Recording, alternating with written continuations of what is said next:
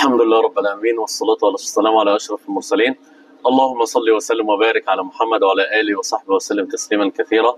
عن أبي هريرة رضي الله عنه قال: قال رسول الله صلى الله عليه وسلم: إذا قضى الله جل جلاله الأمر في السماء خضعت الملائكة بأجنحتها كأنه سلسلة على صفوان، حتى إذا فزع عن قلوبهم قالوا ماذا قال ربكم؟ قالوا الحق وهو العلي الكبير.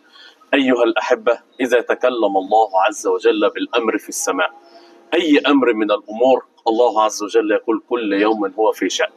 نادى الله سبحانه وتعالى: يا جبريل يا جبريل إني أحب فلان. هذا كلام تكلم الله عز وجل به، فمجرد أن يتكلم الملك الجليل سبحانه وتعالى يفزع جبريل عليه السلام ويخشى عليه، ثم تتلوه الملائكة في الفزع حتى إذا فزع عن قلوبهم حتى أزيل الغشم. تخيل أن الله جل جلاله بعظمته وكبريائه وجلاله إذا تكلم جبريل عليه السلام يخشى عليه، وبقية الملائكة في السماء تخشى عليه. هذا يا من تخالف أمر الله تبارك وتعالى، هذا يا من تعصي الله تبارك وتعالى. أنت تخالف أمر من؟ أنت لا تمتثل أمر من؟ أنت لا تريد أن تسمع كلام من؟ صور أن جبريل عليه الصلاة والسلام، وعلى نبينا الصلاة والسلام، جبريل عليه السلام الله عز وجل قال له: يا جبريل الآن أمر من الملك سبحانه وتعالى، الآن أتى عذاب قوم لوط، صلى الله العفو والعافية.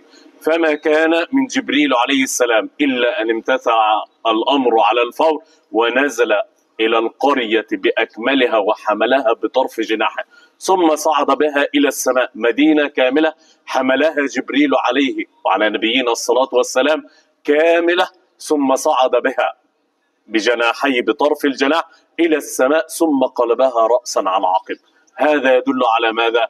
جبريل هذا الملك العظيم هذا عندما يسمع الأمر من الله سبحانه وتعالى يخشى عليه. وأحدنا يسمع كلام الله سبحانه وتعالى ويسمع كلام الله عز وجل في الصلاة، وأحدنا يقرأ القرآن ولا يتأثر ولا يمتثل ولا يخاف. لماذا أيها الأحبة؟ لأن القلوب في غفلة، نسأل الله العفو والعافية.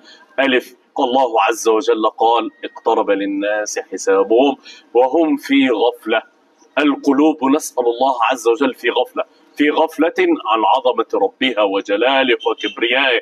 تخيل أن ملائكة السماء الأولى والثانية والثالثة والرابعة إلى السابعة، النبي صلى الله عليه وسلم يقول عليه وعلى نبينا الصلاة والسلام: يدخل البيت المعمور كل يوم 70,000